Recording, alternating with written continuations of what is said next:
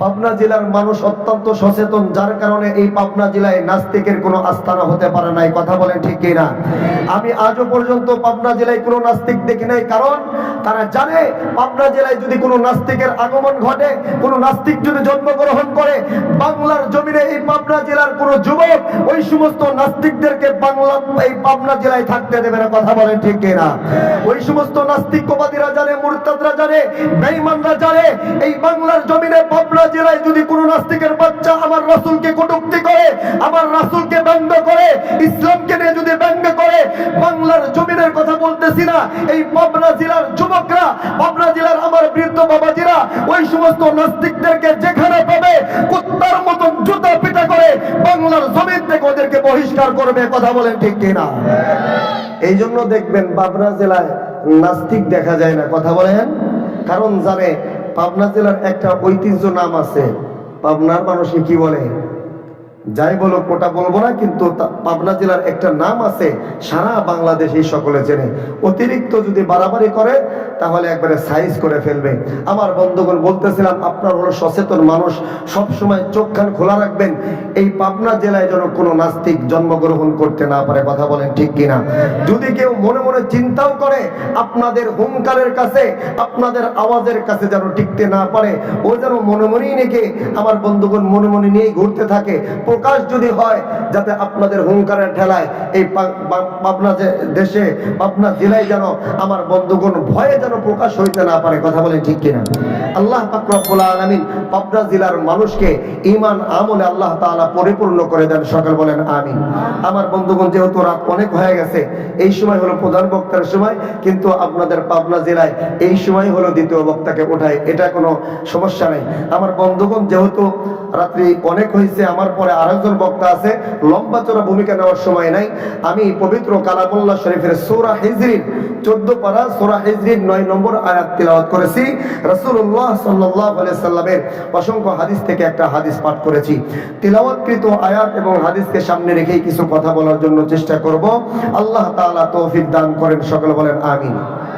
আমার বন্ধুগণ, কোরআন আল্লাহ পাক রব্বুল আলামিন নাজিল করেছেন বান্দাকে অন্ধকার পথ থেকে আলোর পথে নিয়ে আসার জন্য, অন্ধকারের পথে চলা মানুষগুলোকে জান্নাতের পথে নিয়ে আসার জন্য আল্লাহ পাক রব্বুল আলামিন এই কোরআনটাকে নাজিল করেছেন।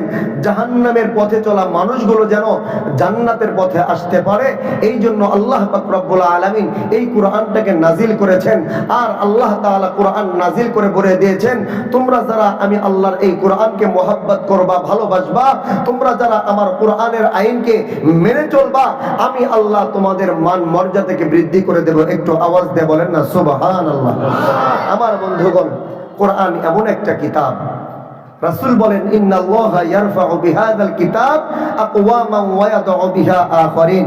নিশ্চয়ই এই কোরআনের দ্বারা আমার আল্লাহ পাক রব্বুল আলামিন একটা জাতিকে মান মর্যাদা বৃদ্ধি করে দেয়, আবার এই কোরআনের কারণেই আমার আল্লাহ তাআলা একটা জাতিকে ধ্বংস করে দেয়, একটা জাতিকে আমার আল্লাহ বেইজ্জতি করে দেয়, ওর সম্মানিত করে।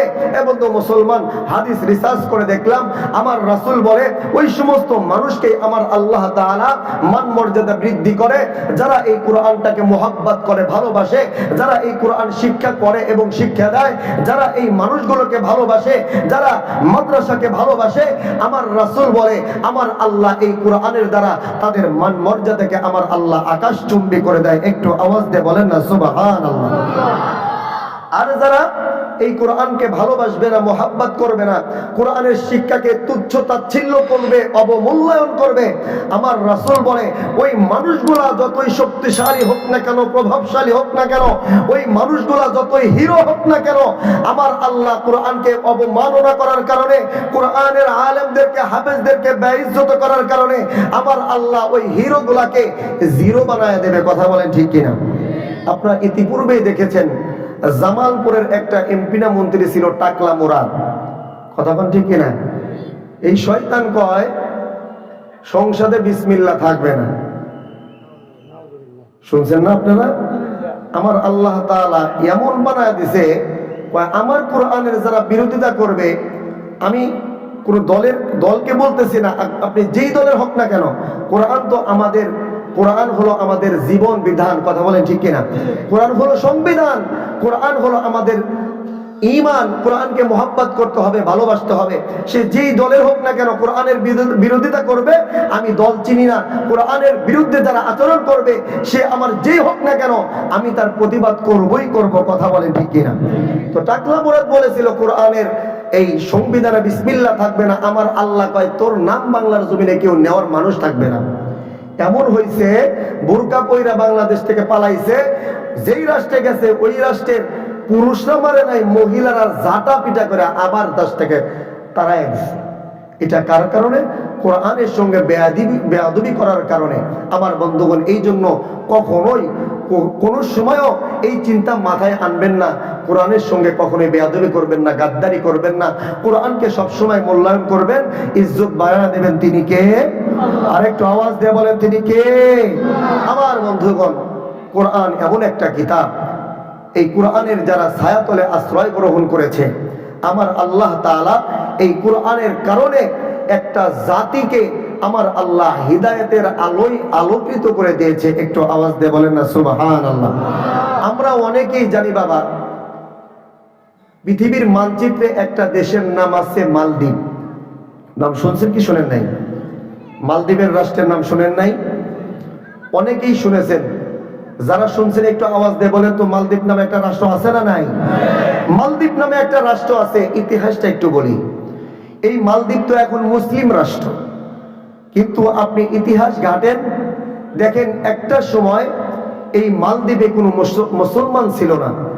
এমনকি ওই মালদ্বীপে যদি কোনো মুসলমান যাইতো, যদি শুনতো এইখানে একজন মুসলমান আসছে, একটা সেকেন্ডও তাদেরকে বাঁচতে দিত না। আমার বন্ধুগণ তাদেরকে বলি দিত, জবাই করে সমুদ্রে আমার বন্ধুগণ তাদেরকে ফেলায় দিত। আজকে ওই রাষ্ট্রে সমস্ত মানুষ আজকে 100% মুসলমান। কারণ কি? কিভাবে ইসলাম আসলো? ইতিহাস সাক্ষী দেয়। বিশ্ব পর্যটক আল্লামা ইবনে বতুতা রহমাতুল্লাহি আলাইহি, যিনি সারা পৃথিবী ভ্রমণ করেছেন, উনি ওনার ইতিহাসের পাতায় সুন্দর করে লিপিবদ্ধ করেছেন।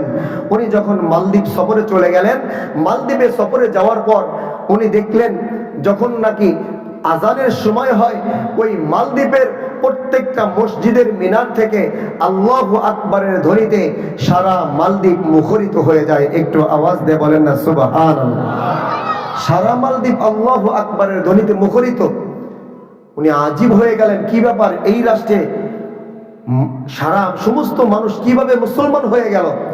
উনি ইতিহাস জানার জন্য আমার বন্ধুগণ জায়গায় জায়গায় খোঁজ নিতে লাগলেন। এইবার উনি একজনের কাছে, একদম যিনি বয়স্ক বৃদ্ধ মানুষ, সচেতন মানুষ, শিক্ষিত মানুষ, ওনার কাছে গেলেন। বললেন, চাচা যান, আপনাদের এই মালদ্বীপ তো, এই মালদ্বীপে তো কোনো সাহাবাই কেরাম আসেন নাই, অলি আউলিয়া আসেন নাই, পীর বুজুর্গ আসে নাই, তাহলে আপনার এই মালদ্বীপে ইসলাম আসলো কেমনে? জানার দরকার আছে না নাই? মালদ্বীপে কেমনে ইসলাম আসলো? আমার বন্ধুগণ, এইবার ওই ব্যক্তি বলতেছেন, ও বিশ্ব পর্যটক ইবনে বতুতা, আমি যতটুকু মালদ্বীপের ইতিহাস সম্পর্কে জানি অতটুকুই আমি আপনাকে বলতেছি। উনি বলতেছেন, একটা সময় আরব রাষ্ট্র থেকে একটা ব্যবসায়ী কাফেলা, তারা ব্যবসা করার জন্য মালামাল নিয়ে পানির জাহাজে করে একটা রাষ্ট্রে যাইতেছিল। আর ওই জাহাজের ভিতরে আমার বন্ধুগণ মা বাবার সঙ্গে একটা সন্তান ছিল, 13 থেকে 14 বছর বয়স, যার এখনো মুখে দাড়ি মুছ গজাই নাই। আমার বন্ধুগণ, আর ওই সন্তানটার নাম ছিল হাফেজ আবুল বারাকাত ইউসুফ বারবারি রহমতুল্লাহি আলাইহি, যিনি ছিলেন 30 পারা কোরআনের একজন হাফেজ। একটু আওয়াজ দিয়ে বলেন না আল্লাহু আকবার। ইতিহাস বলে, এই একটা হাফেজে কোরআনের কারণে আমার আল্লাহ তাআলা এই মালদ্বীপটাকে, গোটা মালদ্বীপে আমার আল্লাহ ইসলামী রাষ্ট্র বানায় দিয়েছে। একটা হাফেজের কারণে আজকে মালদ্বীপের মানুষ মুসলমান হয়ে গেছে। আরেকটু জোরে বলেন না সুবহানাল্লাহ। আমার ভাইজান, আমার বন্ধুগণ, কোন দিকে নজর নাই রে বন্ধু। এ বন্ধু, মুসলমান যুবক ভাইরা, আল্লামা ইবনে বতুতা বাজানে উনি ওনার ইতিহাসের পাতায় লেখে, আমার বন্ধুগণ যখন ওই পানির জাহাজটা বাজারে আস্তে আস্তে মালদ্বীপ সাগরের ভেতরে চলে আসলো বাবাজি, এমন সময় বাজারে ওই মালদ্বীপ সাগরের ভিতরে আমার বন্ধুগণ ঝড় শুরু হয়ে গেল, তুফান শুরু হয়ে গেল। ওই তুফানের ভিতরে আমার বন্ধুগণ ওই সাগরের ভিতরে ওই জাহাজটা মাঝখান থেকে ফাইটে গেল আমার বন্ধুগণ, যার কারণে যত মানুষ ছিল, যত নাবিক ছিল, সমস্ত মানুষগুলো বাজারে জাহাজের ভিতরে যত মালামাল ছিল এ বন্ধু, যত মানুষ ছিল সমস্ত মানুষগুলো সাগরের ভিতরে ডুবে হাবুডুবু করে মারা গেল। এ বন্ধু মুসলমান যুবক ভাইরা, ওই জাহাজের ভিতরে হাফেজ আবুল বারাকাতের মা বাবাও ছিল রে বন্ধু। এ বন্ধু, হাফেজ আবুল বারাকাতের মা বাবাও আমার বন্ধুগণ সাগরের ভিতরে ডুবে মারা যাইতেছে বাবাজি। হাফেজ আবুল বারাকাতের সামনে তার বাবাও বাজারে সমুদ্রে ডুবে মারা গেল। হাফেজ আবুল বারাকাত চোখের সামনে দেখলেন তার বাবা মারা যাইতেছে। এ বন্ধু, সন্তান তার বাবাকে বাঁচাইতে পারলো না। এ বন্ধু, কিছুক্ষণ পর তার জনম দক্ষিণী মা হাফেজ আবুল বারাকাতের মা বাজারে তার চোখের সামনে বাজারে নদীর স্রোতে সমুদ্রের স্রোতে ভেসে গেল, মারা গেল। এ বন্ধু মুসলমান যুবক ভাইরা, হাফেজ আবুল বারাকাত আবার আল্লাহর ডাক দিয়ে বলে, আল্লাহ, আমার চোখের সামনে বাবাও চলে গেল, মাও চলে গেল, মাবুদ আমিও তো বুঝি সাগরে ডুবে ডুবে আমিও বুঝি মারা যাব।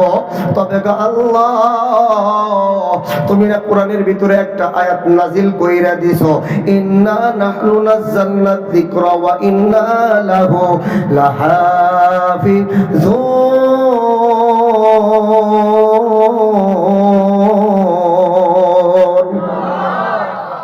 আল্লাহু আকবার। এত আস্তে আওয়াজ রে বাবা, একটু আওয়াজ দিয়ে বলেন না আল্লাহু আকবার। হে বন্ধু, হাফেজ আবুল বারাকাত আমার আল্লাহর ডাক দিয়ে বলে, আল্লাহ, তুমি না কোরআনের ভিতরে একটা আয়াত নাজিল করে দিয়েছো, ইন্না নাহনু নাযালনা যিকরা ওয়া ইন্না লাহু লাহাফিজুন। আল্লাহ, এই কোরআনটা তুমি নাজিল করেছো, আর এই কোরআনের হেফাজত, কোরআনের জিম্মাদার, কোরআনের হেফাজতের জিম্মাদার তুমি নিজে দায়িত্ব নিয়েছো। ও আল্লাহ, তোমার সিনা আমার সিনার ভিতরে তোমার 30 পারা কোরআন আল্লাহ আমি রেখে দিয়েছি। মাবুদ, আমার সিনার ভিতরে তোমার 30 পারা কোরআন আমি গুচ্ছিত করে রেখে দিয়েছি। আল্লাহ, এই কোরআনের ওসিলায় হইলেও তুমি এই মালদ্বীপের সাগর থেকে আমার তুমি হেফাজত কইরা নাও, আমারে তুমি রক্ষা করো, আমারে তুমি এই মালদ্বীপ সাগর থেকে হেফাজত করো। এবং বন্ধু, বান্দা যখন বাজারে হাফেজ আবুল বারাকাত চোখের পানি ফালাইয়া ফালাইয়া আমার আল্লাহ তাআলার দরবারে কান্দে। এ বন্ধু মুসলমান, কিতাবের ভিতর আসছে এমন সময় হাফেজ আবুল বারাকাত লক্ষ্য কইরা দেখে রে, তার চোখের সামনে বাজান একটা কাঠের তক্তা ভেসে আসছে। হাফেজ আবুল বারাকাত বাজান ওই কাঠের তক্তার উপরে উঠিয়া এইভাবে দুই হাত দিয়ে বাজান রে সাঁতরাইতে সাঁতরাইতে মালদ্বীপের সাগর পারে চলে গেল, উপকূলে চলে গেল। কিন্তু বাবাজি, মালদ্বীপের কিনারে যায় বাজান রে হাফেজ আবুল বারাকাত চোখটা বোলাইয়া দেখে, যেদিকেই তার নজর যায় শুধু মন্দির আর মূর্তি দেখা যায়, কোন মুসলমান মসজিদ মাদ্রাসা দেখা যায় না, কোন মানুষের মুখের দাড়ি আর টুপি দেখা যায় না। বন্ধু, হাফেজ আবুল বারাকাত আমার আল্লাহর ডাক দে বলে, আল্লাহ, চোখের সামনে মারে হারাইলাম, বাবারে হারাইলাম, এমন একটা রাষ্ট্রে তুমি আমারে আশ্রয় দিলা, যেই রাষ্ট্রে কোনো মুসলমান দেখা যায় না, মসজিদ মাদ্রাসা দেখা যায় না, শুধু মন্দির আর মূর্তি দেখা যায়। আল্লাহ, কে আমারে সাহায্য করবে, কে আমারে আশ্রয় দেবে? হে বন্ধু মুসলমান যুবক ভাইরা, হাফেজ আবুল বারাকাত চোখের পানি সাইরা সাইরা কান্দে। আর বাজারে হাফেজ আবুল বারাকাত লক্ষ্য কইরা দেখে সাগরের পাশে বাজারে একটা ছোট্ট একটা বাগানের মতন কি যেন দেখা যায়। হাফেজ আবুল বারাকাত বাজান ওই বাগানের ভিতরে আশ্রয় গ্রহণ করলেন। ওই বাগানের ভিতরে যায়া বাজান রে মা বাবার কথা স্মরণ হয়ে গেছে। ছোট মানুষ, যুবক মানুষ মা বাবার সঙ্গে আনন্দ করবে, ফুর্তি করবে, মা বাবার সঙ্গে আমার বন্ধুগণ বিভিন্ন রাষ্ট্র ভ্রমণ করবে। কিন্তু বাবাজি হাফেজ আবুল বারাকাতের সামনে বাজান রে মা বাবা আমার বন্ধুগণ ইন্তেকাল করলো, মারা গেল। বন্ধু যুবক হাফেজ আবুল বারাকাত মা বাবার কথা স্মরণ হইতে কান্না করে দিলেন এবং মা বাবার জন্য আমার বন্ধুগণ আল্লাহর কাছে দোয়া করলেন, আল্লাহ আমার মা বাবা যে অবস্থায় যেখানে থাকুক না কেন, আল্লাহ তুমি আমার মা বাবার জন্য জান্নাতের নাজ নিয়ামতের ব্যবস্থা করে দাও। জোরে জোরে বলেন না সুবহানাল্লাহ। এবং মুসলমান যুবক ভাইরা, হাফেজ আবুল বারাকাত ওই বাগানের ভিতরে বসিয়া বাজানের চোখের পানি ফালাইয়া ফালাইয়া বন্ধু উনি যে একজন হাফেজ মানুষ বাজানের মা বাবার জন্য কোরআন তেলাওয়াত করতেছে, করুণ সুরে কোরআন তেলাওয়াত করতেছে। বন্ধু রে কিতাবের ভিতর আসছে রে বাবা, ওই পাশের একটা রাস্তা দিয়ে আমার বন্ধুগণ সন্ধ্যার সময় বিকাল বেলা একজন বৃদ্ধ মহিলা ভিক্ষা করে, মানুষের বাড়ি ভিক্ষা করে বাড়ির দিকে রওনা করেছে রে বন্ধু। ঠিক এমন সময় ওই হাফেজ আবুল বারাকাতের কোরআনের আওয়াজ ওই বৃদ্ধা মহিলার কানের ভিতরে চলে গেছে। এবং মুসলমান যুবক ভাইরা, হাফেজ আবুল বারাকাতের কোরআন তেলাওয়াতের আওয়াজ যখন মায়ের কানে চইলা যায়, আমার বন্ধুগণ বৃদ্ধা মহিলা তার জীবনেও কোনোদিন এত সুন্দর আওয়াজ শুনে নাই রে বাবা, এত সুন্দর মধুর আওয়াজ কোনোদিন শুনে নাই। বলেন তো দেখি, পৃথিবীর জমিনে কোরআনের আওয়াজের চাইতে কি আর কোনো মজার আওয়াজ আসেনি? আহারে বাবা, নাই রে ভাই নাই। দেখবেন আমাদের দেশে যখন নাকি বাজান রমজান মাস আগমন করে, রমজান মাস চলে আসে, আমার বন্ধুগণ ইফতারের পূর্বে দেখবেন আমাদের রেডিওর সেন্টারের ভিতর থেকে কত সুন্দর কোরআন তেলাওয়াতের আওয়াজ চলে আসে। বন্ধু ওই কোরআন তেলাওয়াতের আওয়াজ শুধু আমাদের শুনতেই মনে চায়। কথা বলেন ঠিক কিনা? এত মজার আওয়াজ, এত মজার আওয়াজ। বন্ধু মুসলমান, ওই কোরআন তেলাওয়াত আপনি দিলের কান লাগায়া শুনবেন, রহমত নাজিল করবেন তিনি কে? হাফেজ আবুল বারাকাত বৈশা বৈশা কোরআন তেলাওয়াত করতেছে, আর বৃদ্ধা মহিলা বাজান ডাক দেয়া বলে, কে রে এত সুন্দর আওয়াজ কোত্থেকে আসে? আমি তো আমার জীবনে এত সুন্দর আওয়াজ কোনোদিন শুনি নাই। বাবাজি পাবনার জেলার বাবারা খুব খেয়াল করে কথাগুলো শুনবে রে বন্ধু। এইবার ওই বৃদ্ধা মা যখন নাকি বাজান রে বাগানের দিকে উকি মারছে, তাকাইয়া দেখে রে একটা সুন্দর সুদর্শন যুবক আমার বন্ধুগণ, ওই ছোট্ট বাচ্চা ছেলেটা, যুবক বাচ্চাটা আমার বন্ধুগণ হেলে তুলে কি যেন আমার বন্ধুগণ তেলাওয়াত করে। একটু আওয়াজ দিয়ে বলেন না সুবহানাল্লাহ। বৃদ্ধা মা তো জানে না অমুসলিম মানুষ, বাজারে খ্রিস্টান মানুষ, বৌদ্ধ ধর্মের মানুষ, সে তো জানে না কোরআন কি জিনিস, কোরআনের তিলাওয়াত কি জিনিস রে বাবা। বন্ধু এইবার বৃদ্ধা মা হাফেজ আবুল বারাকাতের কাছে চলে আসলো। হাফেজ আবুল বারাকাত চক্ষুটা বন্ধ কইরা এইভাবে কোরআন তেলাওয়াত করে, বিসমিল্লাহির রহমানির রহিম, ইয়াসিন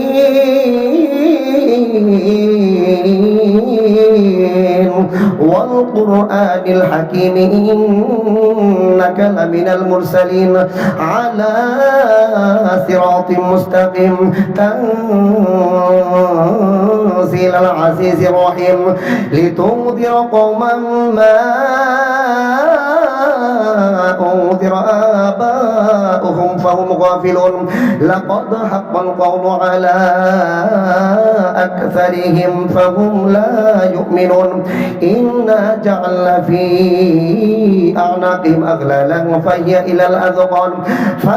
إلى الأذقان فهم مقمحون وجعلنا من بين أيديهم سدا ومن خلفهم سدا فأغشيناهم فهم لا يبصرون। কোরআন তেলাওয়াত শুনতে ভালো লাগে না খারাপ লাগে? বাবাজি বৃদ্ধা মহিলা বাজান রে কোরআন তেলাওয়াত শুনে আর চোখের পানি সাইরা সাইরা বাজান রে কান্না করে। এবং বন্ধু আজকে আমার আপনার অনেক মা আছে বাজান রে কোরআন তেলাওয়াত করার সময় পায় না। কারণ কি? তারা স্টার জলসা দেখেই তো বাজান রে সময় ফুরাইতে পারে না। কথা বলেন ঠিক কিনা? এবং মুসলমান যুবক ভাইরা রে, একজন অমুসলিম মহিলা কোরআন তেলাওয়াত করে চোখের পানি সাইরা সাইরা কান্দে রে বাবা। হাফেজাবুল বারাকাত যখন নাকি চক্ষুটা খুইলা দিয়েছে, তাকাইয়া দেখে রে তার চোখের সামনে একজন বৃদ্ধা মহিলা বসে আছে। হাফেজাবুল বারাকাত কোরআন তেলাওয়াত বন্ধ কইরা দিয়েছে এবং ওই বৃদ্ধা মহিলা হাফেজাবুল বারাকাতকে মালদ্বীপের ভাষায় ডাক দেয়, বলে বেটা রে তোমার নাম কি, তোমার বাড়ি কোথায়, তুমি আসছো থেকে? বন্ধু বলেন তো দেখি হাফেজাবুল বারাকাতের দেশের বাড়ি কোথায়? আল্লাহু আকবার। হাফেজাবুল বারাকাতের দেশের বাড়ি কোথায়? সৌদি। ভাই এখানে শুধু আওয়াজ শুনলে হবে নাকি, একটু ইতিহাস তো জানার দরকার আছে। হাফেজাবুল বারাকাতের বাড়ি সৌদি আর বৃদ্ধা মহিলার বাড়ি মালদ্বীপ। ভাষার ভিতরে পার্থক্য আছে না নাই? আমাদের বাংলাদেশের পাবনার ভাষা আর সিলেটের ভাষা কি এক? সিলেটে আমার প্রত্যেক বছর মাহফিল পড়ে। যেই বছর প্রথম 2022 সালে সম্ভবত সিলেট ছাতকে গেছি, গাজীপুর থেকে প্রাইভেট কার নিয়ে 8 ঘন্টার সময় লাগছে। জার্নি করে গেছি, মানে মাঝখানে বিরতি দেওয়ার সময় নাই। হুজুর কোথায় আছেন, তাড়াতাড়ি চলে আসেন, সময় হয়ে গেছে। অর্থাৎ মানে এত ব্যস্ততা তারা, মানে আমাদেরকে কোনো রেস্ট দেওয়ার কোনো সময় দেয় নাই। তো মাহফিলে যখন পৌঁছাইছি তখন পেটের ভিতর ক্ষুধার যন্ত্রণায় ছোঁয়া করতেছে। খাবার খাওয়ার খুবই প্রয়োজন। আমার বন্ধুগণ 8 ঘন্টা জার্নি করে যাওয়ার পর একজন বৃদ্ধা বাবাজি 70-80 বছর বয়স, এই আল্লাহর বান্দা আমাদেরকে আপ্যায়ন করতেছে। মৌলানা জলদি মাতো সাদাহু খাইবা না কালাহু খাইবা। কিতা কয়? মৌলানা জলদি মাতো সাদাহু খাইবা না কালাহু খাইবা।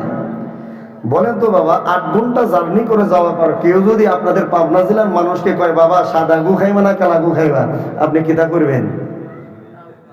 আগে 2-1টা উদ্যোগ মাধ্যম আমি বললাম চাচা এই 8 ঘন্টা গাজীপুর থেকে জার্নি করে আসার পর কি আমি আপনাদের এই সিলেটে গু খাওয়ার জন্য আসছি?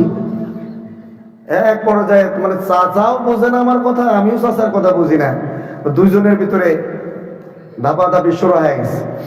তো যেই আল্লাহর বান্দা আমার দাওয়াত দিছে, এটা দূর থেকে লক্ষ্য করেছে এই আমাদের হুজুর তো আমাদের ভাষা বোঝে নাই, অবস্থা তো বেতাল, তাড়াতাড়ি চলে আসছে। কি হয়েছে হুজুর? কি হয়েছে হুজুর? মানে 1.5 মাস আগে দাওয়াত দিয়েছেন, প্রত্যেকদিন ফোন দেয় হুজুর কেমন আছেন, কোথায় আছেন, আজকে কোথায় প্রোগ্রাম, আমাদের মাহফিলের কথা স্মরণ আছে। আর যখন আসলাম আর আমারে আপনারা গোদে আহ্বান করতেছেন, এটি কি আল্লাহর প্রতি আপনার ভালোবাসা? তো আল্লাহর বান্দা বুঝে ফেলাইছে, ডাক দে বলো হুজুর মনটা বেজার করেন না, দুঃখ করেন না। হুজুর আমাদের চাচা হলো এই দেশের মানুষ, উনি দেশের বাহিরে যায় নাই, বাহিরের কালচার উনি বুঝে না, এই জন্য আমাদের সিলেটের ভাষায় আপনার সাথে কথা বলেছে। আমি বললাম সিলেটের ভাষা মানে? কয় হুজুর আমাদের এলাকায় সাদা মিষ্টিরে সাদা গু বলে আর কালো মিষ্টিরে কালো গু বলে। যখন আমার বুঝে আসছে বললাম এটা আগে বলবেন না। এইবার আমি চাচারা বললাম চাচা কিছু মনে করেন না, সিলেটের যত গু আছে সব গু নিয়ে আসে। কারণ কি তখন তো আমি বুঝি নাই, না বুঝে যা তা বলেছে। অর্থাৎ এক দেশের গালি আর এক দেশের বলি। তো হাফেজাবুল বারাকাতের বাড়ি হলো সৌদি আর বৃদ্ধা মহিলার বাড়ি হলো মালদ্বীপ। ভাষার ভিতরে অনেক ডিফারেন্স। আমার বন্ধুগণ তো হাফেজাবুল বারাকাত তার আঙ্গুলের ইশারায় বৃদ্ধা মহিলাকে বোঝায় মা আমি আপনার ভাষায় কিছুই বুঝি না। বৃদ্ধা মহিলা বুঝতে পারলেন এই গেদাটা আমাদের এলাকার না, এই জন্য বলতেছে বেটা আমি বুঝতে পেরেছি তুমি আমাদের দেশের না, তবে আমাদের দেশে তুমি বিপদে পড়েই আসছো, তোমার একটা আশ্রয় থাকার জায়গা দরকার, তোমার একটা থাকার জায়গা দরকার, আশ্রয় দরকার। বেটারে আমি তো একজন গরিব মানুষ, ভিক্ষুক মানুষ, দিন আনি দিন খাই, অনেক দিন না খায় থাকতে হয়, আবার আমার বাড়িতে ওই রকম জায়গায় নাই, একটা যুবতী মেয়ে আছে, আমি নিজেই থাকার মতন জায়গা নাই। এবং তো মুসলমান যখন এইভাবে বৃদ্ধা মহিলা তাকে বলেছে আমি তোমাকে আমার বাড়িতে আশ্রয় দিতে পারবো না, হাফেজ আবুল বারাকাতের মনটা খারাপ হয়ে গেছে, আমার বন্ধুগণ বেজার হয়ে গেছে, চোখ দিয়ে জার জার করে পানি পড়তেছে। দেখবেন আমার বন্ধুগণ, আল্লাহ পাক রব্বুল আলামিন আমাদের মায়েরদের দিলটাকে, অন্তরটাকে বড় নরম কইরা বানাইছে। কথা বলে ঠিক কিনা? এই জিনিসটা আমি আপনি সন্তান হয়ে বুঝতে না পারলে কি হবে, আমাদের এলাকায় যারা ভিক্ষুক ভিক্ষা করে এরা কিন্তু ঠিকই বুঝে। দেখবেন বাড়িতে আসলে, আমাদের বাড়িতে যখন ভিক্ষুক আসে, ওই ভিক্ষুকরা কেমন চালাক, ওরা কিন্তু বলে না বাবা গো আল্লাহর রস্তে কয়টা ভিক্ষা দেন, এটা কয় নাকি? কি বলে, মা আজ 3 দিন যাবত খাবার পেটের ভিতর ঢুকে না মা, 3 দিন ধরে আমাদের চুলায় আগুন জ্বলে না, মাগো অনুগ্রহ কইরা আল্লাহর রাস্তে কয়টা ভিক্ষা দেন। ওই যে মা কয়েক 3 আলিফ টান দিছে না, মায়ের দিলটা এমন নরম হয়ে গেছে, যেই জায়গায় 1 পোয়া চাউল দেবে, মেয়ের ডাক দেয়া বলে এই 1 পোয়া না দিয়ে 2 কেজি দিয়ে দে। কথা বলে ঠিক কিনা? মায়েদের দিলটা নরম, এইটা আমরা সন্তান না বুঝলেও ভিক্ষুকরা ঠিকই বুঝেছে। এবং মুসলমান, হাফেজ আবুল বারাকাতের যখন চোখ দেয়া পানি পড়তেছে, বৃদ্ধা মহিলার অন্তরটা নরম হয়ে গেছে, ডাক দে বলে বাবা কান্না করিস না, যা যতই কষ্ট হোক আমি তোরে আমার বাড়িতে আশ্রয় দেব, কিন্তু বাবা একটা শর্ত আছে। জোরে বলেন তো কয়টা শর্ত? একটা শর্ত, শর্তটা হইল তুমি যেই, উনি তো আর জানে না এটা কোরআন, বললো তুমি যেই কিতাব আবৃত্তি করলা, পাঠ করলা, যেই কবিতা তুমি পাঠ করলা, এই কবিতাটা প্রত্যেক দিন সকাল সন্ধ্যা আমি বৃদ্ধা মারে তোমাকে শোনাইতে হবে। একটু আওয়াজ দেয়া বলেন না সুবহানাল্লাহ। একজন অমুসলিম মানুষ কোরআনের মর্যাদা বুঝছে, কোরআন তেলাওয়াতের মজা বুঝছে, কিন্তু আমাদের মুসলমানদের মা বোনরা কোরআন তেলাওয়াতের মজা এখনো পর্যন্ত বুঝে নাই। আমার বন্ধুগণ, মা বোনদেরকে বলবো, মা কোরআন তেলাওয়াত করেন, কোরআন তেলাওয়াত মজা করে করবেন, দেখবেন দিলের ভিতর শান্তি পাবেন, সমস্ত প্রকার অশান্তি আমার আল্লাহ তাআলা দূর করে দিবে, স্বামী স্ত্রীর ভিতরে মোহাব্বত আমার আল্লাহ তাআলা পয়দা করে দেবে, সংসারের ভিতরে যত অশান্তি আছে, রিজিকের অভাব আছে, কোরআন তেলাওয়াতের দ্বারা আমার আল্লাহ রিজিকের অভাব অনটন আমার আল্লাহ দূর করে দেবে। একটু আওয়াজ দিয়ে বলেন না সুবহানাল্লাহ। বৃদ্ধা মহিলা ডাক দে বলল, বেটা রে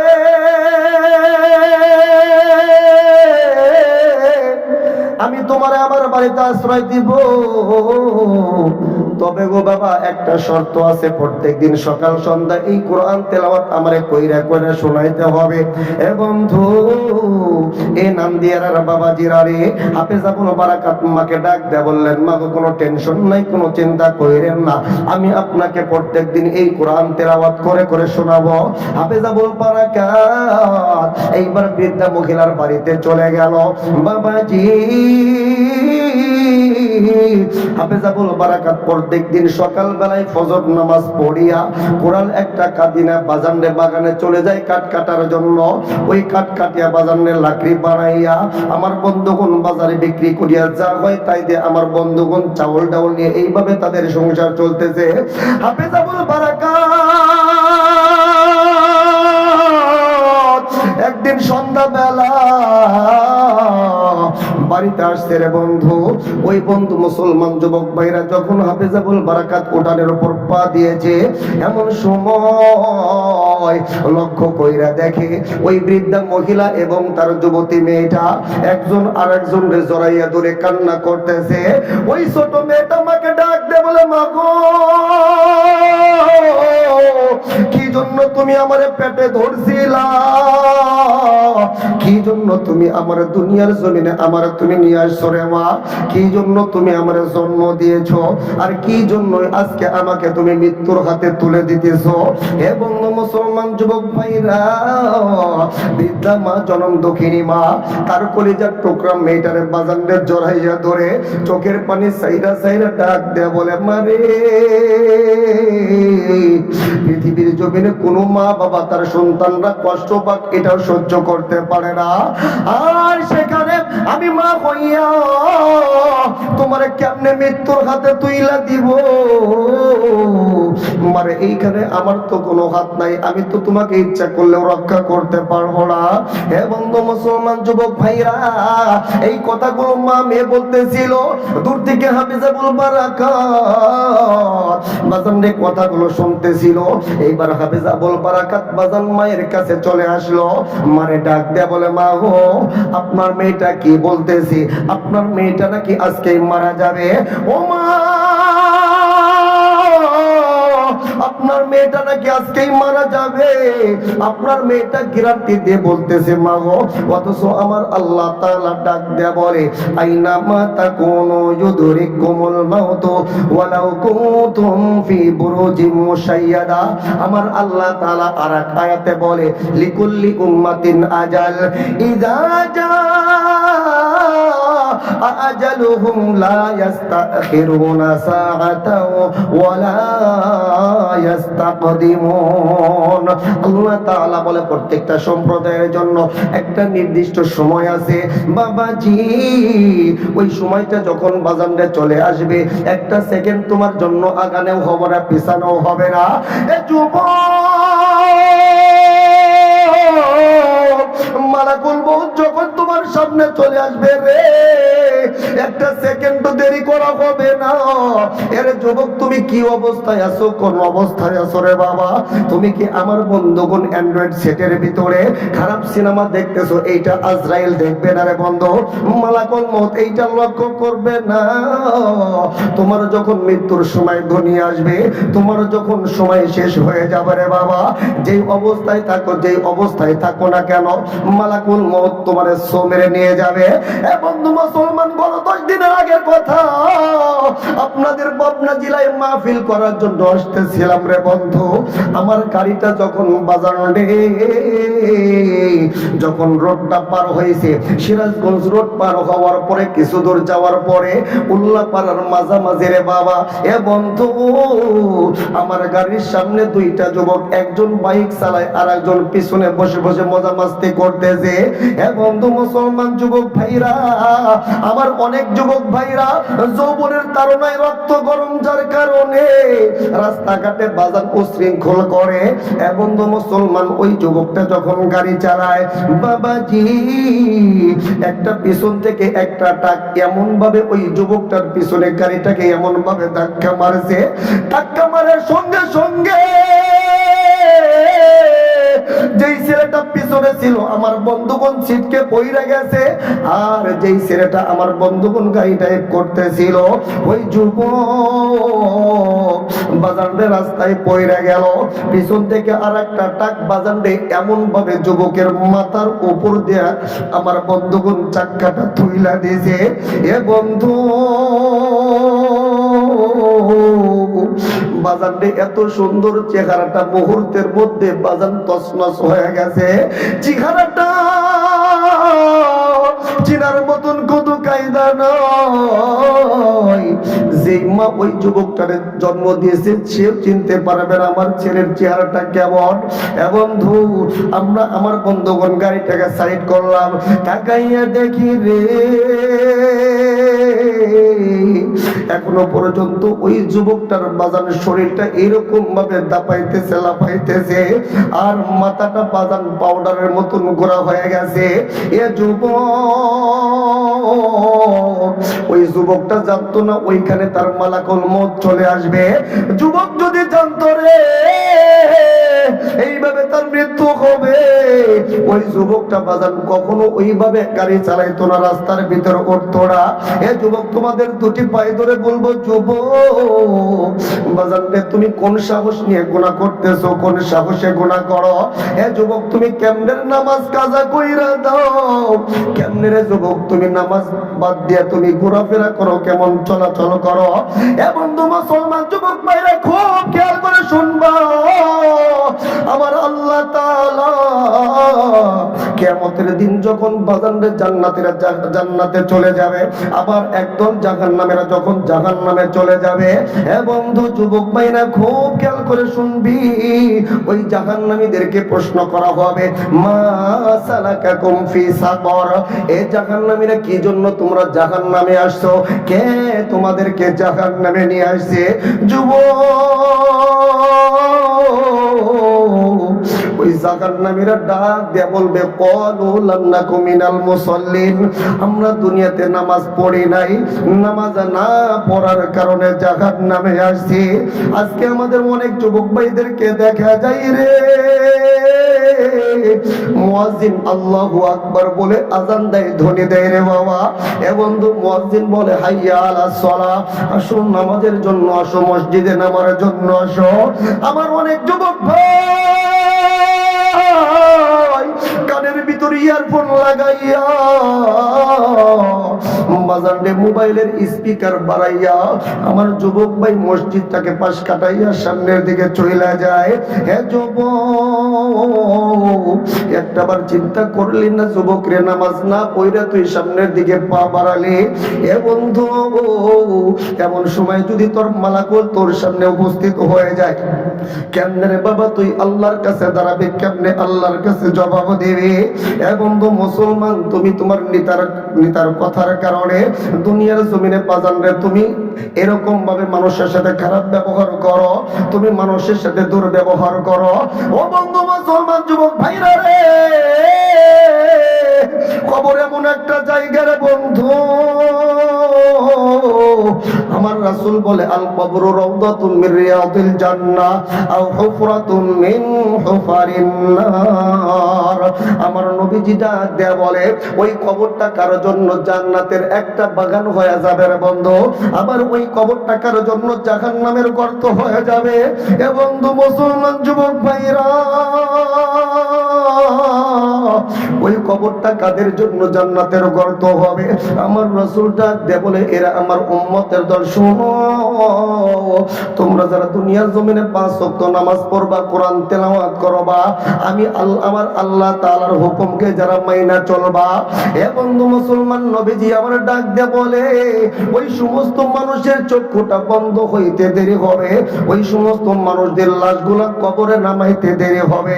আমার আল্লাহ ওই সমস্ত মানুষদের কবরটাকে জান্নাতের বাগান বানাইতে দেরি করবে না।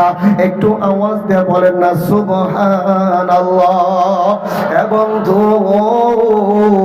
আর তুমি যদি নামাজ না পড়ো, কোরআন তেলাওয়াত না করো, মা বাবার সেবা যত্ন না করো রে, আমার রাসূল বলে আও হুফরাতুম মিন হুফারিন নার। এ যুবক বন্ধু, তোর যখন চক্ষুটা বন্ধ হয়ে যাবে, বাজারে তোর লাশটাকে যখন কবরের ভিতর রেখে আসবে, সব মানুষ যখন তোর একা একা ফলাইয়া চলে আসবে, যুবক, আমার রাসূল বলে তুমি যদি নামাজ না পড়া কবরের ভিতরে যাও, আমার রাসূল বলে ওই কবরটা তোমার জন্য জাহান্নামের একটা গর্ত হয়ে যাবে। আজকে তোদেরকে দুটি পায়ে ধরে বলবো, যুবক, আজকে থেকে নামাজ ছাড়বি না। আগামীকাল ফজর থেকে কারা কারা নামাজ পড়বেন একটু আমার আল্লাহকে হাত তুলে দেখান। তার হাত তোলেন, হাত তোলেন, হাত তোলেন। আল্লাহ তাকাইয়া দেখো, তোমার প্রত্যেকটা যুবক বৃদ্ধ বাবাজিরা নামাজ পড়বে, ওয়াদা করেছে। আল্লাহ তুমি আমার প্রত্যেকটা মুসলমান যুবক ভাইদেরকে নামাজ পড়ার তৌফিক দিয়ে দাও, বলেন আমিন। বাবাজি নামাজ পড়বেন তো আমার আল্লাহ 5টা পুরস্কার আপনাকে দান করবে। কয়টা পুরস্কার? আর একটু আওয়াজ দিয়ে বলেন কয়টা? 5টা পুরস্কার আমার আল্লাহ দান করবে। অবশ্যই এই 5টা পুরস্কারের কথা বলে আমি আলোচনা শেষ করব। এবং মুসলমান যুবক ভাইরা রে, বৃদ্ধা মহিলা কাঁদতেছে, হাফেজাবুল বারাকাত মাকে ডাক দেয়া বলে, মা গো, আপনি কিভাবে, আপনার মেয়েটা কিভাবে গ্যারান্টি দিয়ে বললো আপনার মেয়েটা আজকে মারা যাবে? ও মা, কে কোথায় কি অবস্থায় মারা যাবে এইটা আমার আল্লাহ ছাড়া কেউ বলতে পারে না, আমার আল্লাহ ছাড়া কেউ বলতে পারে না। মা গো, আপনি কিভাবে, আপনার মেয়েটা কিভাবে গ্যারান্টি দিল আপনার মেয়েটা আজকেই মারা যাবে? এই কথার কারণ কি? এই কথার পিছনে রহস্য কি? জনম দক্ষিণী মা ডাক দেয়া বলে, বেটা রে, তোমাকে আমাদের দুঃখের কথা বলে লাভ হবে কি? ও বেটা, তুমি তো একজন মুসাফির মানুষ, বিদেশি মানুষ। ও বেটা, আমাদের দুঃখের কথা বলে তোমাকে কি হবে, কি ফায়দা হবে? হাফেজ আবুল বারাকাত ডাক দেয়া বলে, মা গো, আমি হলো এই মালদ্বীপে, এই মালদ্বীপের ভিতরে আপনি ছাড়া আমার আপন বলতে কেউ নাই। আমি আপনার মা বলে ডেকেছি, আমি আপনার বাড়িতে থাকি, আপনার হাতের রান্না খাই। ও মা, অনুগ্রহ করে আপনার দুঃখের কথা এটা একটু আমাকে খুলে বলেন। হতে পারে আমি মা, আমি সন্তান আপনাকে সাহায্য করব, সহযোগিতা করব। খুব খেয়াল করে কথাগুলো শুনবে রে বাবা। এইবার বৃদ্ধা মহিলা হাফেজ আবুল বারাকাতকে ডাক দে বলে, বেটা রে, তুমি তো ভালো করেই জানো আমাদের মালদ্বীপ রাষ্ট্রটা হলো একটা সামুদ্রিক দুর্যোগপূর্ণ একটা দেশ। আমাদের দেশের চতুর সাইডে শুধু সমুদ্র আর সমুদ্র। ও বেটা, একটা সময় আমাদের এই দেশে ওই সমুদ্রের ভিতর থেকে দত্ত দানব উঠে আসতো। ওই দত্ত দানব গুলো আমাদের দেশের ঘর বাড়িকে ভেঙ্গে চুরমার করতো, আর যুবতী মেয়েদেরকে যেখানে পাইতো রে সেখানেই তাদেরকে দর্শন করতো। ব্যাপক ক্ষয়ক্ষতি হতো, অনেক মেয়েদের জীবন বিসর্জন দিতে হইতো। ও বেটা, এই জন্য আমাদের দেশের বর্তমান সরকার যাতে করে এই ক্ষতির হাত থেকে বাঁচার জন্য এত যেন ব্যাপক আকারে ক্ষয়ক্ষতি না হয়, এইরকম ভাবে কোনো মেয়েদেরকে যেন বিসর্জন দিতে না হয়, যার কারণে একটা নিয়ম করেছে। আর নিয়মটা হইল প্রত্যেকটা বছর শেষে নির্দিষ্ট একটা দিনে, নির্দিষ্ট একটা সময়ে সুন্দরী একটা কুমারী মেয়েকে সুন্দর করে সাজাইয়া নববধূ বানাইয়া ওই মালদ্বীপের সাগর পারে একটা মন্দির আছে রে বাবা, ভয়ঙ্কর মন্দির আছে। ওই মন্দিরের ভিতরে ওই নববধূকে রাখা হয়। রাত্রি যখন গভীর হয়, ওই সমুদ্রের ভিতর থেকে একটা দত্ত দানব উঠে আসে, মন্দিরের ভিতর ঢুকিয়া ওই যুবতী মেয়ের সাথে কামচরিতার্থ করিয়া মেয়েটার রক্ত পান করে মেয়েটার লাশ মন্দিরের সামনে ফালাইয়া রাইখা চইলা যায়। এ বাবাজি, আমার বন্ধুগণ, সকাল বেলায় সরকারের রাষ্ট্রপক্ষ থেকে মেয়েটার লাশকে পোড়াইয়া এরকম ভাবে ছাই বানাইয়া উড়াইয়া দেওয়া হয়। ও বেটা, যার কারণে আমরা মা মেয়ে কান্না করতেছি। হাফেজ আবুল বারাকাত বাজান লম্বা চোরা আলোচনা সারা রাত করলেও শেষ হবে না রে বন্ধু। সংক্ষেপে আমি আপনাদেরকে বলবো রে বাবা, কিভাবে বাজানরে দেখেন ইসলাম কিভাবে মালদ্বীপে কায়েম হয়ে গেল। হাফেজ আবুল বারাকাত ডাক দেয়া বলে, মা গো, আমরা মুসলমান, আর মুসলমান কখনো কুসংস্কার বিশ্বাস করে না। কথা বলেন ঠিক কিনা? একটু মোহাব্বত জিকির করি, লা ইলাহা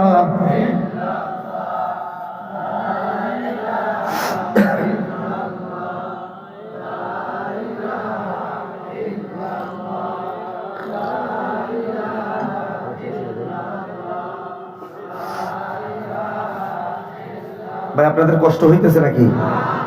আর যদি 10 মিনিট আলোচনা করি আপনারা চলে যাবেন না? চলবে?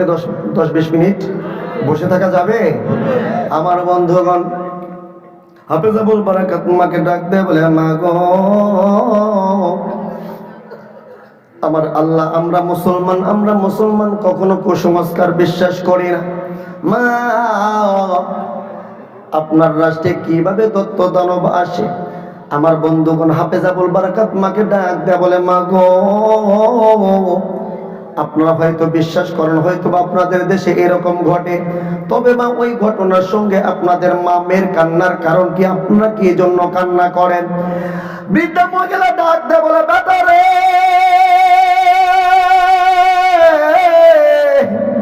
ও বেটা, ওই যে যখন মেয়েদেরকে মন্দিরের ভিতরে ঢোকানো হয়, ওই ঢোকানোর পূর্বে লটারি করা হয়। ওই লটারির ভিতরে অনেকগুলার মেয়েদের নাম দেওয়া হয়। ও বেটা, যে মেয়েটার নাম লটারির ভিতরে উঠবে ওই মেয়েটাকেই মন্দিরের ভিতরে ঢুকাইতে হবে। এ বেটা, গতকাল যে লটারি হয়েছে ওই লটারির ভিতরে তোমার বোনের নাম ওইটা গেছে, তাকাইয়ে দেখো আমাদের মালদ্বীপের বাদশাহ আমার মেয়েটাকে সাজানোর জন্য স্বর্ণ অলংকার সবকিছু পাঠাইয়া দিয়েছে, নতুন নতুন শাড়ি কাপড় পাঠাইছে। এ হাফেজাবুল বারাকাত, আমার মেয়েটাকে এখন সাজাইতে হবে রে। আমার মেয়েটাকে সন্ধ্যা হওয়ার পূর্বেই মন্দিরের ভিতর ঢুকাইতে হবে। এ বেটা, ওই মালদ্বীপের মন্দিরের ভিতরে একটা মানুষ যখন ঢোকে ওই মানুষটা কখনো জীবিত ফেরত আসতে পারে না। ওই মেয়েটার লাশ সকাল বেলায় বের করতে হয়। ও বেটা, তুমি তো ভালো করেই জানো এই মেয়েটা ছাড়া আমার আপন বলতে আর কেউ নাই। আমার মেয়ে আমাকে মা না ডাকলে আমারে মা ডাকার মতন কেউ নাই। বেটা রে, আমার মেয়েটা আজকে মালদ্বীপের মন্দিরের ভিতর ঢুকাইতে হবে। আগামীকাল সকালবেলা আমি মা সন্তান হারা হয়ে যাব, আর কোনোদিন আমার মেয়েটা আমার মা মা বলে ডাকবে না। হ্যাঁ বন্ধু মুসলমান যুবক ভাইরা, হাফেজাবুল বারাকাত মাকে ডাক দে বলে, মা গো আপনি টেনশন করেন না, চিন্তা করেন না, আপনি আর চোখের পানি ফালায়েন না। মা গো, আমি আপনাকে একটা পরামর্শ দেই গো মা। ও মা, আপনি আপনার মেয়েটাকে আড়াল কইরা রাখেন, লোকাইয়া রাখেন, আর আপনার মেয়ের পরিবর্তে আপনি আমারে বউ বানাইয়া দেন, আপনি আমারে বধূ বানাইয়া দেন। আমি যাব আপনাদের মালদ্বীপের মন্দিরের ভিতরে। একটু আওয়াজ দেয়া বলেন না আল্লাহু আকবার। কোরআন নাজিল করেছেন কে? আওয়াজ দেয়া বলতে হবে কে? কোরআন হিফাজত করবেন কে? এবং মুসলমান যুবক ভাইরা রে, হাফেজাবুল বারাকাত মাকে ডাক দে বলে, মা গো আপনি টেনশন করেন না, আপনার মেয়েটারে আপনি লোকাইয়া রাখেন, আপনার মেয়ের পরিবর্তে আপনি আমারে বউ সাজাইয়া দেন। আমি যাব আপনাদের মালদ্বীপের মন্দিরের ভিতরে। বৃদ্ধা মা ডাক দে বলে, বেটারে তোমার মাথা ঠিক আছে নাকি, নাকি তোমার মাথার স্ক্রু ঢিলা হয়ে গেছে? ও বেটা, তুমি তো একজন পুরুষ মানুষ। বেটারে ওই মালদ্বীপের মন্দিরের ভিতরে যখন নাকি একটা কুমারী মেয়েকে নববধূকে মন্দিরের ভিতর ঢুকানো হয়, ঢুকানোর পূর্বে তাকে সুন্দর করে এরকম ভাবে তাকে চেক করা হয় তার অঙ্গের ভিতরে কোনো সমস্যা আছে কিনা, তাকে চেক পোস্টের মাধ্যমে চেক করা হয়। ও বেটা, তোমাকে যখন পরীক্ষা করা হবে, নিরীক্ষা করা হবে, নির্ঘাত তুমি তো ধরা খাইয়া যাইবা, তুমি একজন পুরুষ মানুষ। আর তুমি যদি ধরা খাইয়া যাও তাহলে তুমিও মরবা, তোমার সঙ্গে মা মেয়ে আমরা তিনজনেই মারা যাব। কথা বলেন ঠিক কিনা? এ বেটা, একজনের জন্য তিনজনের জীবন দেওয়ার দরকার নাই। আমার মেয়ে একাই যাক, আমার মেয়ে মন্দিরের ভিতরে চলে যাবে। এ বন্ধু হাফেজ আবুল বারাকাত মাকে ডাক দে বলে, মা গো এতদিন বলে একটা কথা, এতদিন ধরে একটা কথা আপনাকে বলবো বলবো করে বলা হয় না। ও মা, আমি তো আপনাদেরকে দেখেছি আপনারা হরেক রকম ভগবানের সামনে মাথাটা নত করে দেন, আপনারা হরেক রকম ভগবানকে সিজদা করেন, কিন্তু মা গো আমরা মুসলমান এক আল্লাহকে ছাড়া কারো কাছে মাথা নত করি না। কথা বলেন ঠিক কিনা? ও মা, আমার আল্লাহ তাআলা ডাক দে বলে, ওয়া মাইয়াত্তাকিল্লাহা ইয়াজআল লাহু মাখরাজা। যে বান্দা আমি আল্লাহ তাআলাকে ভয় করে চলবে, যে বান্দা আমি আল্লাহ তাআলাকে ভয় করিয়া গুনার কাজ ছাইরা দিব, আমি আল্লাহ ওই বান্দার কঠিন কঠিন রাস্তাকে আমি আল্লাহ সহজ করে দেব। আমি আল্লাহ ওই বান্দাকে বিপদ থেকে হেফাজত করব। মাগো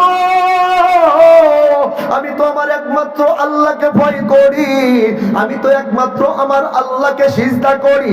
ও মা, আমার বিশ্বাস আমার ওই আল্লাহ আমারে বিপদে ফলাইয়া রাখবে না, আমার আল্লাহ আমাকে ওই মন্দির থেকে হেফাজত করবে। একটু আওয়াজ দিয়ে বলেন না সুবহানাল্লাহ। এ বন্ধু মুসলমান অনেক লম্বা সূরা রে বাবা। হাফেজাবুল বারাকাতকে বন্ধু এইবার সুন্দর করে সাজাইয়া দেওয়া হইল। এ বন্ধু হাফেজ আবুল বারাকাত বাজানরে সুন্দর করে সাইজা গইজা আমার বন্ধুগণ উঠানের উপর বৈশা আছে। কিছুক্ষণ পর রাষ্ট্রীয় পক্ষ থেকে একজন দারোগা, দুইজন সিপাহী চলে আসলো। এ বন্ধু আসার পরে আমার বন্ধুগণ ওই দারোগা ইতিপূর্বে অনেক মেয়েদেরকে মন্দিরে ঢুকাইছে। যেই সমস্ত মেয়েগুলা মন্দিরের ভিতর ঢুকতে চাই নাই, তারা কান্নাকাটি করেছে, হই হল্লা করেছে। তারা বলেছে আমরা মন্দিরে যাব না, আমরা আমাদের নিজের জীবনকে ওই দত্তের হাতে নিজের জীবনকে বিসর্জন দেব না। কিন্তু বন্ধুরে আজকে ওই দারোগা এসে দেখে এই মেয়েটা এত ভদ্র, এত সভ্যরে বন্ধু, এই মেয়েটা একটু কান্নাকাটি করে না, চেল্লা ফাল্লা করে না। দারোগা খুশি হয়ে গেছে। আমার বন্ধুগণ দারোগা ওই মেয়েটার প্রতি সন্তুষ্ট হয়ে গেছে, যার কারণে দারোগা সিপাহী দুইটাকে আদেশ দিয়ে বলে, এরে সিপাহীরা, খবরদার খবরদার, এই মেয়েটার সঙ্গে তোরা কিন্তু বেয়াদবি করবি না। বড় ইজ্জতের সহিত বিনা চেকে এই মেয়েটাকে তোমরা গাড়ির ভিতর উঠাও। জোরে বলেন না আল্লাহু আকবার। হাফেজাবুল বারাকাত আল্লাহ তাআলার প্রশংসা করে, আলহামদুলিল্লাহ, আল্লাহ তুমি তো আমাকে এই যাত্রায় বাঁচাইয়া দিছো। কিন্তু বাবাজি ওই যে দুইটা সিপাহী আমার বন্ধুগণ দুইটা সিপাহী, এর ভিতরে একটা সিপাহী ছিল একটু টাউট টাইপের, বেশি বুঝে। দেখবেন আমাদের দেশে কিছু পুলিশ ভাইরা এখন মোটামুটি ঠিক হয়েছে। আগের সময় দেখতো আমাদের হুজুরকে দেখলেই, হুজুরদেরকে দেখলেই কিন্তু এড়েই জেএমবি, এড়েই জেএমবি, অথচ আর 14 গোষ্ঠীর ভিতরে জেএমবিতে ভরা। কথা কথা ঠিক কিনা? হুজুর দেখলেই মাথা গরম, আর আমি হুজুর দেখলেই আসসালামু আলাইকুম। যারা হুজুরদের মায়ের একেবারে তালতলার ভাই। কথা কোন ঠিক কিনা? আর একটু আওয়াজ দিয়ে বলেন কথা ঠিক কিনা? অনেক কথা বলার ছিল কিন্তু বাবা সময়ের অভাবে বলা হলো না। হাফেজ আবুল বারাকাত এইবার যখন সিপাহী ওই দারোগাকে ডাক দেয়, বলে দারোগা ভাই কিছু সময় কি দেওয়া যাবে রে ভাই? হ্যাঁ, আধা ঘন্টা, 1 ঘন্টা, ঠিক আছে।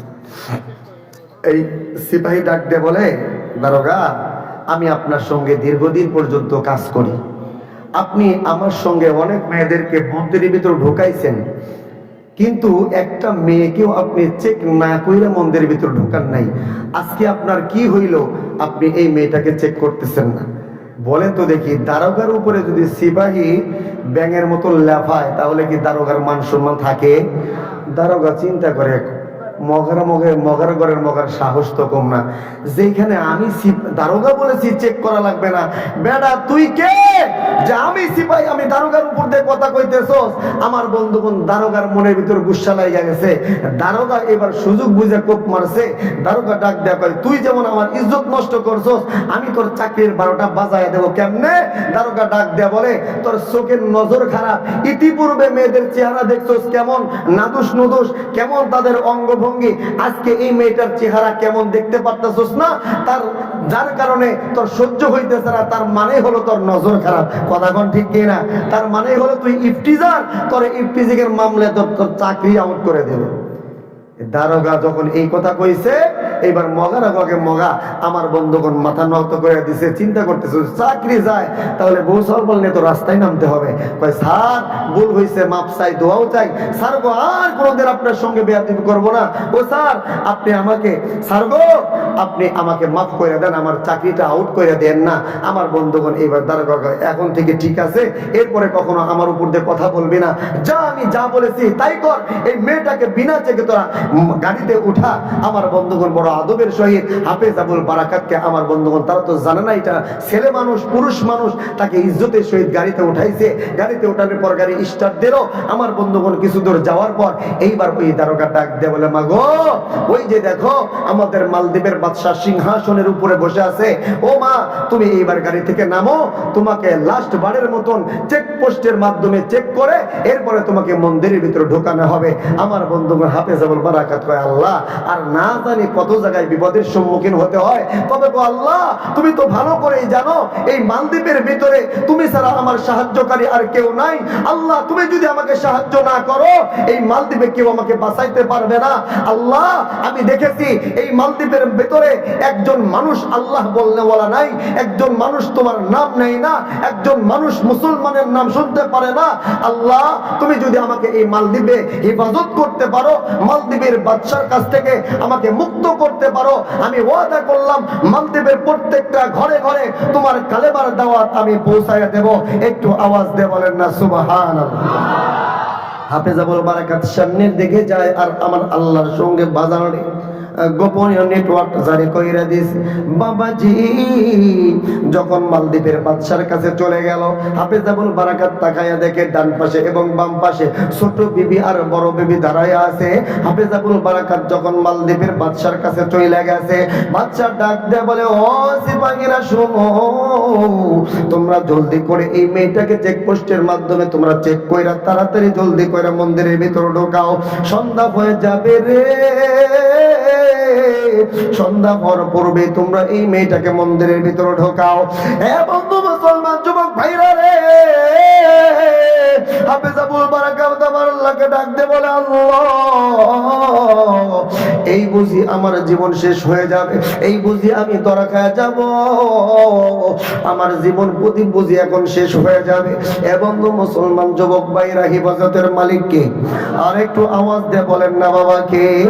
বন্ধু ওই যে মালদ্বীপের বাদশার পাশে যে ছোট বিবিটা ছিল, এই ছোট বিবির দিলের ভিতরে বাজারে মায়া চলে আসছে।